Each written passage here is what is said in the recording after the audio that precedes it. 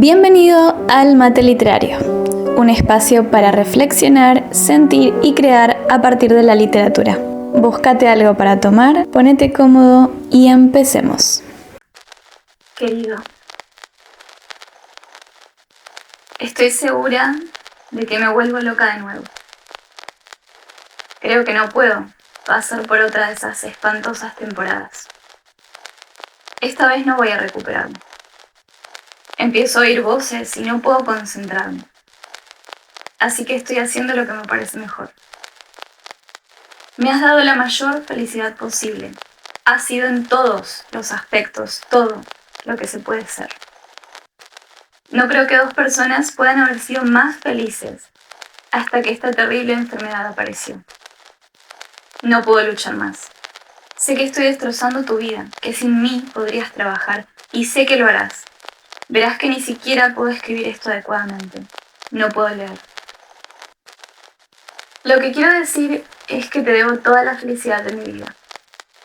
Has sido totalmente paciente conmigo e increíblemente bueno. Quiero decirte que todo el mundo lo sabe.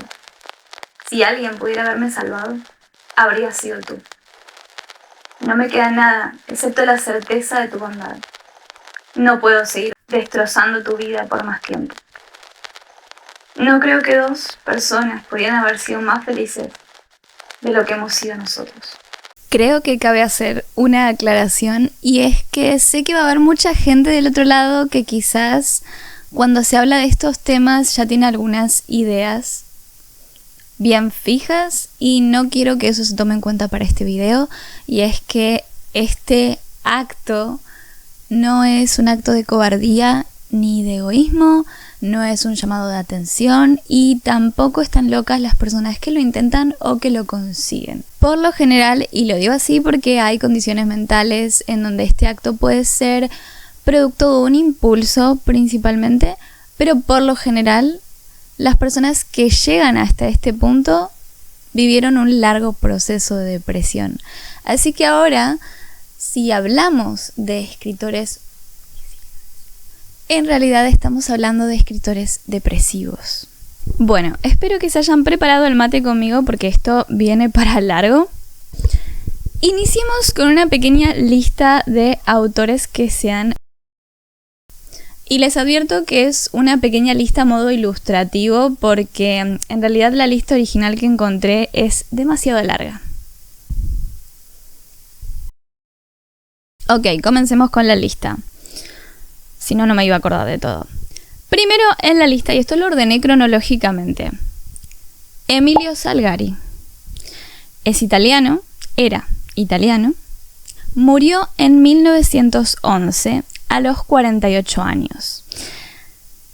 Es bastante escabroso el tema de este señor, porque la forma que escogió para quitarse la vida fue un rito japonés conocido como harakiri. Yo creo que muchas personas conocen ese término. Y bueno, es entendible debido a determinadas situaciones que tuvo que experimentar en su vida, como la pérdida de su esposa y sus hijos, y también problemas económicos. Creo que fue estafado por sus propios editores, lamentablemente, a pesar de que es un escritor muy, muy famoso. Les dejo por acá algunas imágenes de su obra. Bueno, después tenemos a Horacio Quiroga. Horacio Quiroga fue uruguayo, murió en 1937 cuando tenía 58 años, pero a él, a diferencia de Emilio Salgari, le habían diagnosticado cáncer de próstata, y en ese mismo hospital donde fue diagnosticado se tomó un vaso de cianuro para acabar con su vida. Fue un escritor muy conocido por sus cuentos, como por ejemplo Cuentos de la Selva o Cuentos de Amor, de Locura y de Muerte. También les dejo otras obras por acá.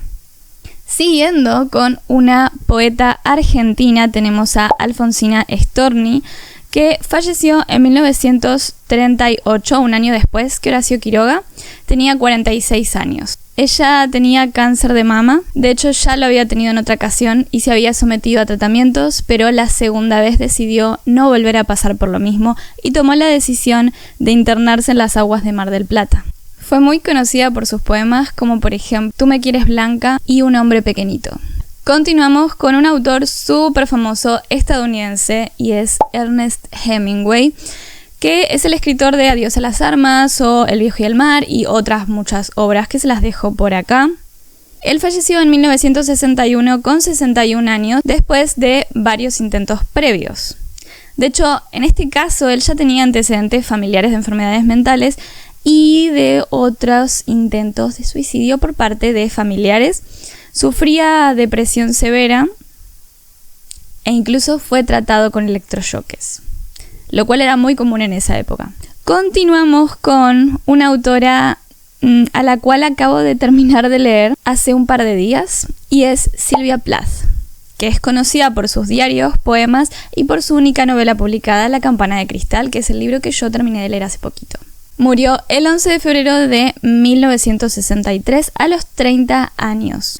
Tras una larga depresión, ya había tenido varios intentos, de hecho fue el tema de su novela La campana de cristal, que es semi-autobiográfica, y como dato de color, ella acabó con su vida creo que un mes después de la publicación de su libro, cuando de verdad empezó a hablarse de él y a tener bastante fama.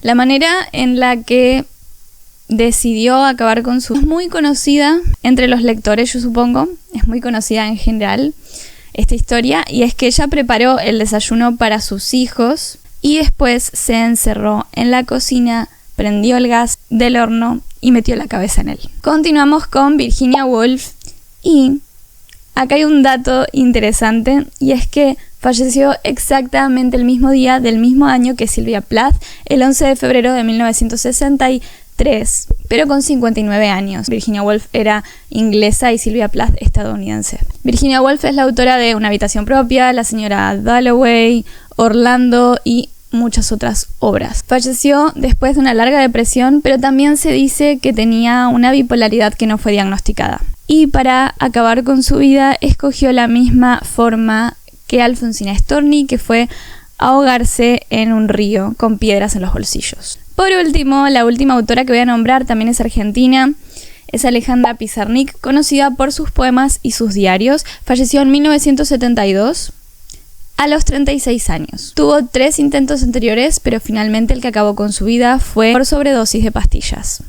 A ver, no me quiero poner en modo psicóloga, pero hay algo que quiero aclarar, y es que acá no vamos a hablar sobre por qué estos escritores tomaron la decisión que tomaron, o por qué teoría loca puede ser que todos los escritores se suiciden. No vamos a hablar de eso, porque si bien sabemos que muchos de ellos vivieron situaciones bastante traumáticas o situaciones difíciles en su vida o tuvieron muchas pérdidas, además de tener otros trastornos o condiciones de salud mental de base, realmente no hay nada con lo que podamos definir y decir, sí, por esto se quiso. No. Así que bueno, nada más quería aclarar eso.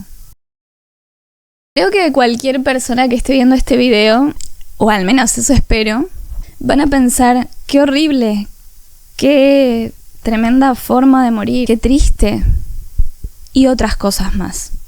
Pero es un hecho que este tipo de temas en la literatura y en el mundo de la música y en el mundo artístico en general, muchas veces es tomado por el público como con cierta romantización. Y no pretendo hablar de eso del lado de la romantización, así que lo quiero aclarar porque sí me encontré con un montón de sitios en internet y cosas que dicen las personas en videos y demás, donde se plantea que la forma en la que estas personas decidieron terminar con su vida fue de alguna manera como la autodestrucción que alimentó su poesía.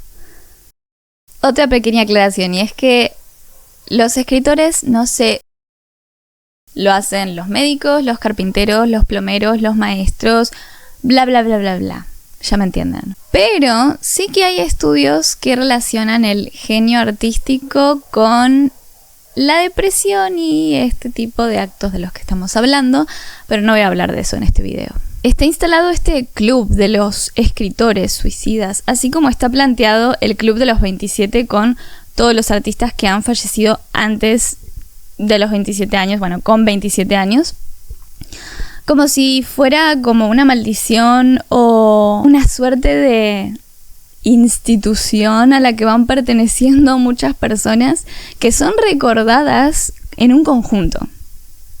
De hecho, cuando buscamos escritores suicidas, y este video también va a aparecer como uno de ellos, pero más o menos metemos en la misma bolsa a ciertos autores muy famosos o poetas famosos y se crea cierto morbo por las maneras en las que escogieron acabar con su vida y se analiza su escritura como si fuera que es aún mejor y de mayor valor por cómo acabaron ellos con su vida. No voy a negar que sus experiencias de vida más dolorosas y su forma de a veces perseguir y romantizar la muerte fueron de alguna manera sus musas mientras estuvieron con vida. Pero de ahí a decir que su escritura es mucho mejor porque tenían este tipo de mente, no lo creo. Esto es como decir que todos los buenos escritores son depresivos, melancólicos, tristes, aunque hoy en día por suerte no es visto tan así porque claramente la salud mental tiene otro estatuto hoy en día que no lo tenía antes y solo hace falta ver qué tratamientos había antes, entre sedantes y electroshock. Dije que no iba a hablar en modo psicóloga, pero creo que es importante aclarar esto y es que si hay algo que tienen en común todas estas personas, si bien no todos vivieron en la misma época, es cierto que vivieron en una época en la que la psicología todavía no estaba tan avanzada como lo está hoy en día. La psicología es una ciencia que es muy, muy nueva, pero los problemas de salud mental no son nuevos. Y es verdad que en su momento y en toda la historia de la humanidad, las personas que fueron diferentes fueron dejadas de lado. Y cuando se sabía que algo tenía que ver con su cabeza, los etiquetaban como locos y ofrecían tratamientos que eran bastante similares a la tortura. Muchas personas sabían que si alguien se enteraba de que estaban locos iban a terminar en una institución mental y que si no podían pagar una privada iban a terminar en un establecimiento estatal hasta el resto de sus días. Y que posiblemente la única manera en la que iban a tratar el problema que tenían iba a ser con electroshock o lobotomía. Y si a esto le sumamos el estigma social, la pérdida de vínculos por el hecho de haber estado loco o porque es una decisión estar feliz o estar triste y vos estás eligiendo estar triste, o mismo la falta de una red de apoyo justamente tanto de una familia, de amigos y de por sí de derechos que tengan que ver con la salud mental, todo esto es un combo explosivo para que una persona no quiera seguir viviendo ese tipo de vida. Ahora, eso sí, el lugar que estos escritores le daban a la muerte en sus escritos nos habla un poco sobre cómo se maravillaban por ella. A veces le temían y a veces la adoraban, la buscaban.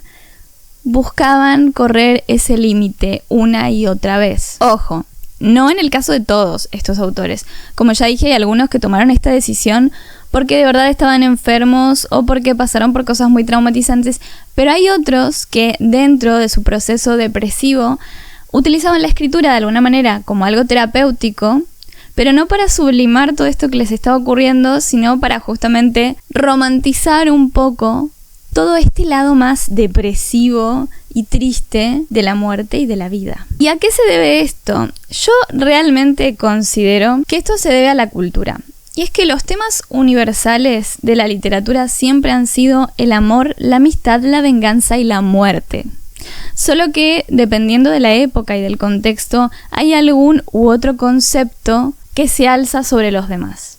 Y sí, es verdad que en la época de las que vienen todos estos autores, puede que la muerte tuviera un tono más importante para ellos que los demás temas, aunque también fueron tocados por ellos, es verdad, pero principalmente la muerte. Usted sabe qué terrible fuerza de atracción tiene el suicidio, cuando la idea fija se ha enredado en una madeja de nervios enfermos. Cuentos de amor, locura y de muerte. Horacio Quiroga. Las cosas que mueren jamás resucitan. Las cosas que mueren no tornan jamás.